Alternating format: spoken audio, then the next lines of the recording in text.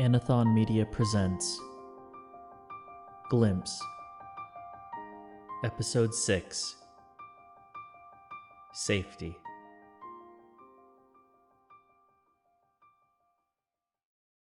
Previously on Glimpse. Alternate universe, Isaac. This is unreal. It looks like the sun is already going down. At 9 a.m.? We can't give up now. None of the battery-powered electronics around the house work either, suggesting maybe this place was hit by an EM pulse. Look at the houses around us. Every single one has had their front window smashed in. We're close to the Scioto River. The station should be near Discovery Bridge.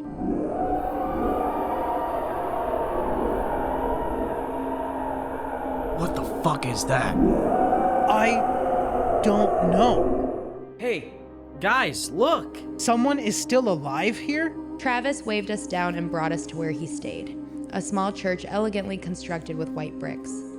The basement was damp and had a musky smell. Every summer, I take a break from society and I head up north for some hunting and fishing with my younger brother Nick. I rode 140 miles, passing through empty town after empty town. As if this whole thing wasn't bad enough, we have the Banshees to contend with. This thing had a thin body and 4 long legs. They seem to only come out at night, and we haven't been able to locate where they go during the day. Their bodies are blacker than midnight and blend into the darkness. They seem impervious to bullets and drag away their victims. Do you think they can hear us? There's no way. I've played guitar and sang down here without a problem. You just had to say that, didn't you? We can get out this way, through the storm drain. We watched as Jake raised his gun and pointed it at Travis, and the gun bucked in his hand. Ah! Holy shit, Jake! Jake vanished into the tunnel. Isaac, you and Sam get Camille and run on ahead. Felix, Travis, and I will follow behind. Isaac sprang into action. He grabbed Camille by the hand and pulled her forward. When you go, make sure to turn right once you get into the drain. It will take you to the river. I have a boat there. It gets us out into the water. The Banshees can't swim. Right, got it. Try to pull the wine rack back over the hole if you can. I did the best I could, and even at such an awkward angle, I was able to get it mostly closed. And I hoped, beyond all hope, that the Banshees wouldn't be able to follow.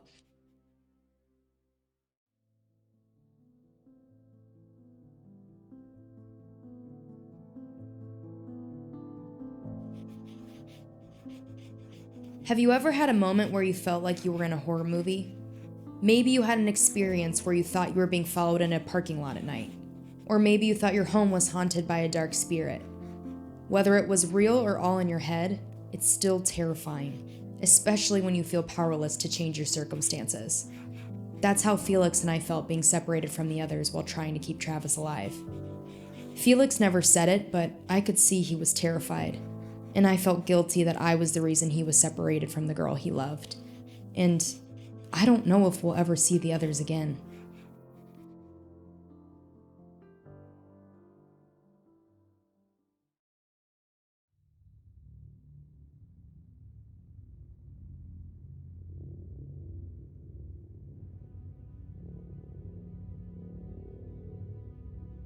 Come on, Travis, we need you to wake up and tell us which way to go. We have to leave him. He's a lost cause. There's no point continuing to risk our lives to save someone who's gonna die anyway. No, if we can't join the others, we need a different way out of here, and he's the only one who can guide us. If he even knows. He's fucking fried. He thinks he knows where we are in these tunnels. But if he's wrong, that could get us even more lost, making us a perfect target for those things. I haven't heard them for a while. We may have lost them.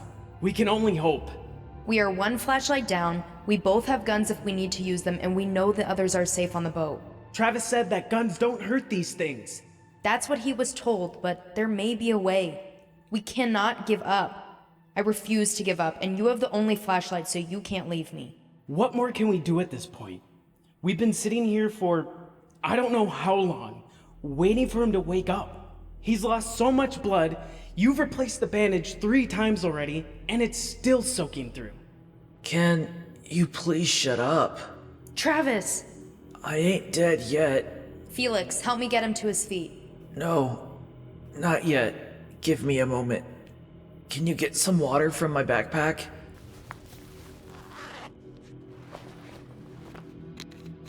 Here.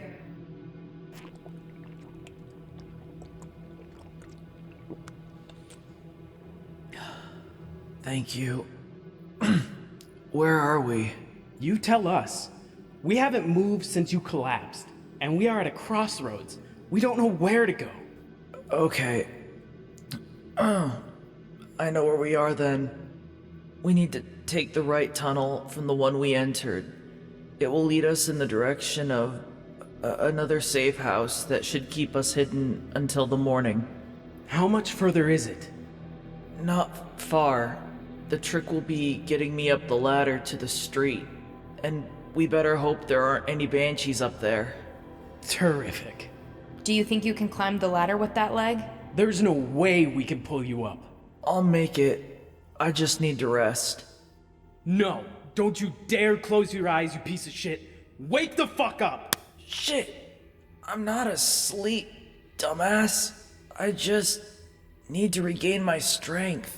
That's not going to happen with the continuing loss of blood. Then you need to stitch me up. Hell no. I don't know how to do that. It doesn't need to be pretty, just good enough to stop the bleeding. I don't know if the bullet hit an artery. Even if I stitch the wound, you could still have internal bleeding. Leave the bullet.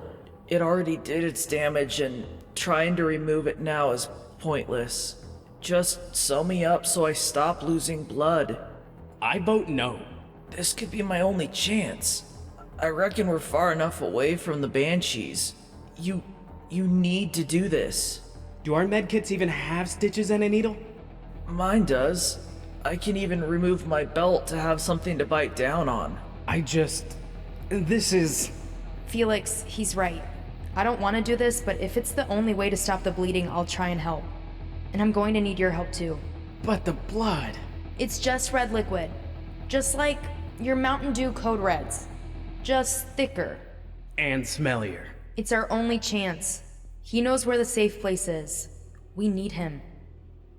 Fine. What can I do? And that's what we did. Felix helped Travis remove his belt to have something to bite down on while I dug through his backpack for a med kit. I found what I needed, including a bottle of alcohol. It took me some time to get ready for what I was about to do, and I'll be honest, I got queasy when I removed the bandage and saw the gaping hole in his leg. First step, clean the wound. Most people don't know this due to movies and TV shows portraying the opposite, but it's never recommended to pour alcohol on a gunshot wound, for it can harm the tissue and delay healing. But we had no other option at that moment. I did what I could to get the excess blood away. I won't go into detail about what transpired next, but I know it will forever be burned into my memory. I didn't check my phone, so I have no idea how much time passed between when I started and finished, but when I was done, I had stitched up Travis's leg. It was a shitty job, but he wasn't bleeding anymore, at least on the outside. I wrapped a clean bandage around his leg, and Travis rested after that. Felix and I stayed on high alert, listening for any skittering footsteps in the drains. I packed all of our stuff in case we needed to make a quick retreat. After about an hour of silence, Travis woke.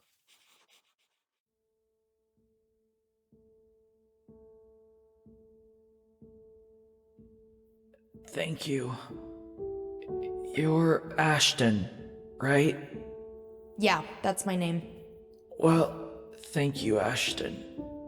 I won't say I'm feeling better, but I think I can continue. Are you sure? No, but we can't stay here with those things searching for us. We've been lucky so far, but that luck could run out. I repacked your bag, so we're ready. Felix and I helped Travis to his feet, and he wobbled a bit as he tried to regain his balance.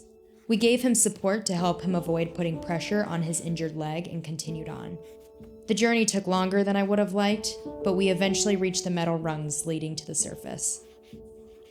Felix climbed up first to remove the cover and check for banshees. After an all clear, Travis went next. I stayed behind to help him if needed, but that guy is a trooper and pulled himself up with just his hands and uninjured leg.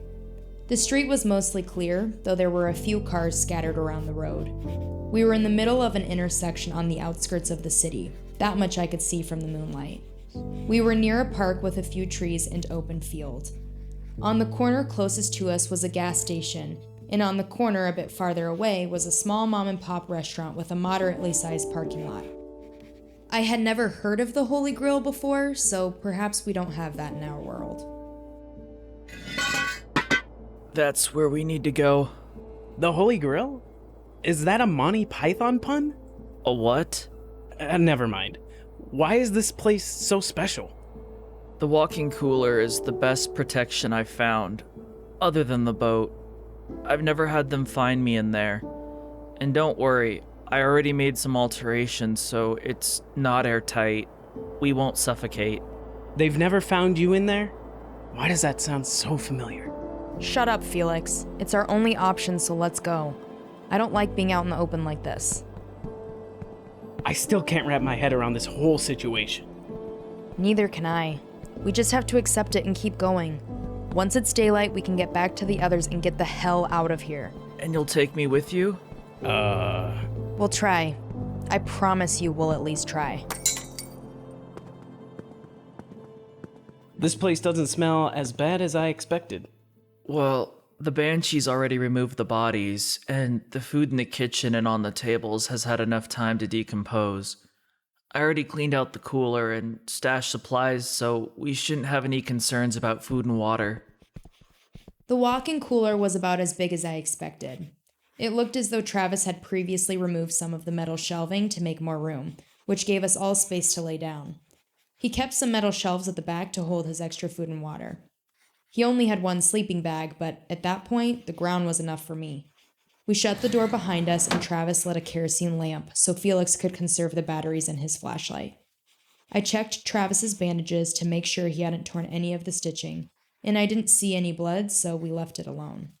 He wrapped himself in a sleeping bag and closed his eyes. Felix and I sat quietly in the flickering firelight for a while before he finally spoke. So we just wait 3 days in here? Yeah.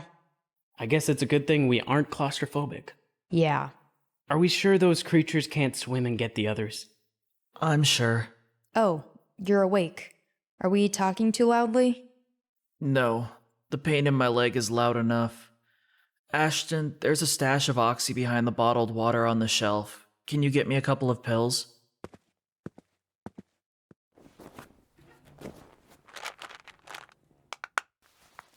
Here's some water. You need to stay hydrated. And here are the pills.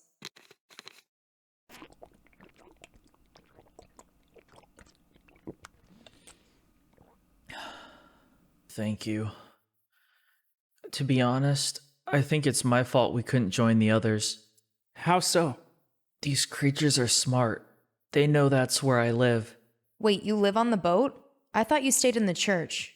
I didn't know who you guys were, so I didn't want to tell you about the boat, at least not until shit hit the fan, which still confuses me because they've never found me in the church before. Sometimes I stay there when I need a change. Okay, so you normally live on the boat. But how is it your fault we couldn't get there? Like I said, these creatures are smart, smarter than they have any right to be. Every night I see them on the shore watching me. They know I generally stay on the river. I just didn't expect them to get to the beach as quickly as they did tonight. On the bright side, in all this time, they haven't found a way to cross the river, and I've been there for 2 years. Your friends are safe. Well, that's good. What about during the winter? Can't they cross the ice? The Scioto River hasn't frozen over in years, but with the temperature dropping so significantly lately, I expect that eventually everything will freeze. I think it's safe to say, though, that it won't happen this night cycle. Then what happens when everything freezes? These creatures finish taking over the planet? I don't know. I wrote a poem about them once. Really? You write? I'm not a writer, but I've had a lot of time on my hands. Do you remember the poem? It's stuck in my head. I don't think I'll ever forget it. I want to hear it. It's kind of dark. I mean, I don't think it can get darker than it already is. True. Well then, brace yourselves. A howling cry of agony fills the moonlit night. Chills run up the spines of kids as they run toward the light. The creatures now are on the prowl. They're searching for a soul, and they will keep pursuing you till they've achieved their goal. They will keep on hunting until you're in their sight. Your scream could be the next one heard in the darkness of the night. You can try to run and save yourself, but there's not much more to do. You are truly doomed. There's no hope left for you. You can do your best to hide till the light shines in the sky, but at night they'll keep on chasing, and it's likely you will die. There's no way of stopping them. They are not something you can fight. The day is their only weakness. That's why they hunt at night. There's no protection from these beasts. They always get their way. The only thing protecting you is the sunlight of the day. So when darkness falls and you hear the screech, make sure to stay inside. Maybe one day they will leave, and their terror will subside. Whoa, That's intense. that's a haunting poem. I told you. It's really good, though. Thank you.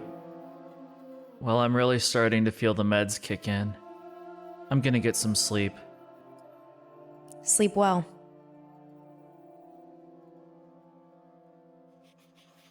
Felix and I tried several times to contact the others, but we didn't get a response.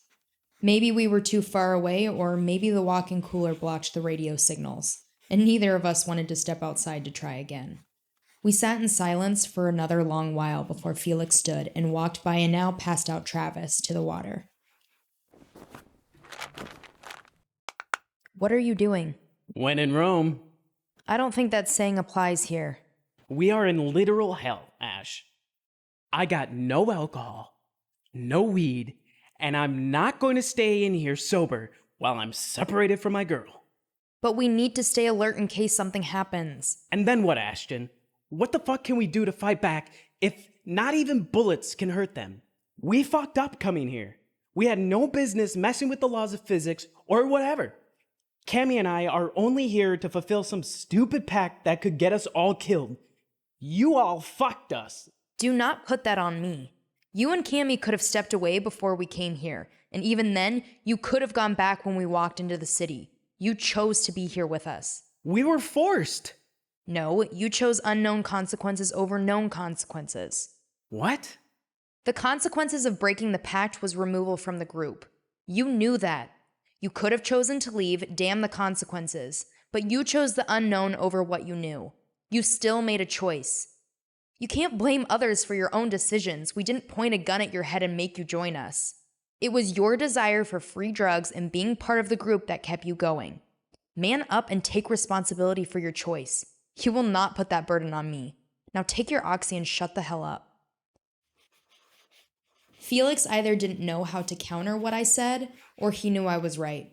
Either way, he has stayed high and hasn't spoken to me again. Travis wakes up periodically for food, water, and meds, but he doesn't talk much either. It's been a quiet 3 days. The only time we've left the safety of the cooler is to use the bathroom right down the hall. As we've gotten closer to when Travis expects the sun to start rising, I poke my head out of the cooler every hour to check the sky. I can see a dim light on the horizon, though it's taking its sweet time to flood through the darkness. At one point, Travis explained that once the sky's colors start changing, the banshees disappear and let out a unified final screech, as if signaling their departure until the next night cycle. I just heard that screech, so I think it's safe enough to step outside and try the radio again. Maybe the others will respond and we'll be able to be reunited. Maybe. And that was the last time we saw her. Travis and I woke up and Ashton was gone. I spent several hours searching and calling out her name. She left her backpack, journal, and glimpse pill behind, so I know she didn't intentionally leave us. I found some fresh bloodstains outside the restaurant. I don't know if it's her blood, but I think it might be. Something got her, and that makes me sick. Her radio is missing, so I can only guess she stepped out when she thought it was safe to contact you. But it wasn't safe. Even in the light, something got her. I saw how you freaked out at Jake for tricking you into taking Glimpse. I know you're gonna kill me for not protecting Ashton. I'm recording this video on my phone because I'm shit at writing. And I need you to know, Isaac, if you ever see this, that I did my best to find her. I've tried contacting you guys for a while, but you haven't responded. I thought these radios would be good, but I guess they're about as shit as my writing. Either way, I'm sorry about Ashton. I really am. Quit your groveling. You'll probably see him before he sees that video. I just want proof that I did something to find her. You didn't make her walk outside without backup. That was her own damn fault. I know, but that doesn't make me feel any less guilty. You can't afford guilt right now. The girl is gone, it's daylight, and you can't get a hold of your friends. There's only one option for us at the moment. Going to the boat to find them? Hell no. They could have left already, and then what? You're going to take me to this portal, or whatever the hell you came here in, and you're going to take me with you. I expect that if the others are smart, and that Isaac fellow seemed like the smart one of your group, they would make their way back there too. What about Ashton? What about her? I can't just give you her pill. She could still be alive, injured somewhere, and she'd need a way to get home. Pill? Like a drug? Does that help the transition process of traveling to alternate realities or something? No, it's what lets us travel to alternate realities. It's some new experimental street drug. At least that's what Jake told us. It was supposed to make us hallucinate and see alternate realities when looking in a mirror, but it did more than that. It turns mirrors into portals or something. The mirror back to our world is at Jake's house. The bastard who shot me? Yeah. He's the one who gave us the drug. Does each mirror lead to a different world? I don't know. Maybe. Some may lead to the same world, but we haven't tried going anywhere else. That's unfortunate. Why? Think about it. If you're telling the truth, and I'm going to assume you are because nobody would tell such a crazy story if it wasn't true. This Jake guy gave you a drug that lets you travel to alternate realities. You came here, he shot me and then ran, leaving you all to fend for yourselves. One of your own is now dead, or worse. What's to stop him from going back to your world and destroying your portal home to prevent you from returning? Jake may be a dumbass, but he's not a killer, which is what he would be doing to all of us if he stranded us here. He shot me in the leg with the hope I would slow down the Banshees so you could all get away. Yeah, and I'm sorry he did that. And you guys didn't follow him. If he doesn't think you supported him in shooting me, he may prevent you from going back to tell people what he did. Don't get me wrong. I understand what you're saying, but I still don't think he would do that. I guess you'll find out once you get back then, won't you? I guess I will. Are you still recording? Yeah, I still have a full battery, so I might as well use it to record what's happening now that Ashton's gone. I'll make sure to take her stuff with us, though. Speaking of which, I know you don't want to abandon her, but what else can you do on your own? The best chance you have is returning to Jake's house to meet up with your group to get help. You can let me go back to your world so I can receive proper medical treatment, and then you can get some more pills or whatever to come back and find her. I can't make that decision on my own, but I see what you're saying. We'll head there and hope the others make it. Then we'll let Isaac decide what to do next.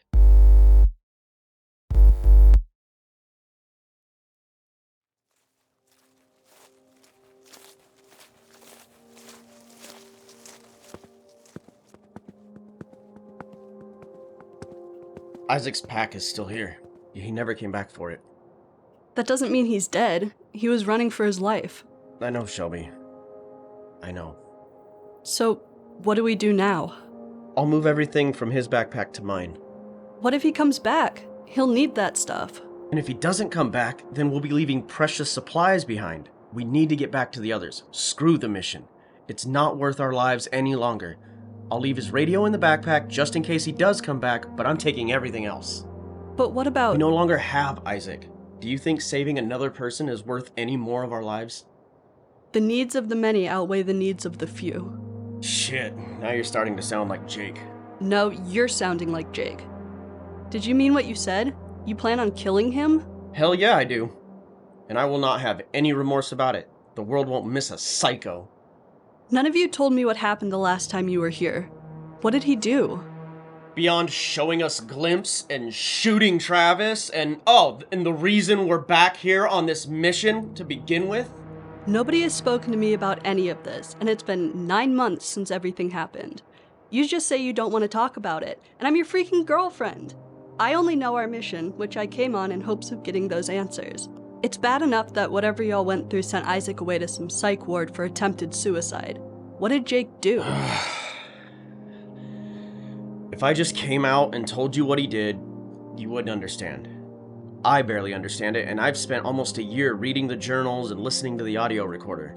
So, I'll need to start with what happened after he shot Travis and left us in the church basement. I know you at least know about that. But let's find a safer place to talk, not out here in the open. Then, I'll tell you everything.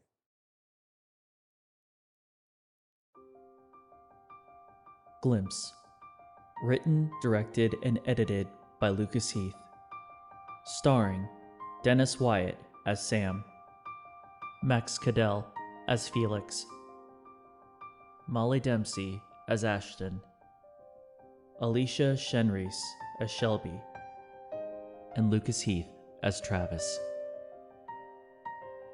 Special music this episode includes Elevated Consciousness by Amaranth Cove, The Mist by Gavin Luke, Midnight Textures, Morphing Faces, and Beyond the Badlands by Silver Maple, and Close to Touch by Hampus Naeselius. If you're enjoying this podcast, please remember to rate and review, and drop us a follow to get updates on new episodes. More content can be found at our Anathon Media Instagram and TikTok pages.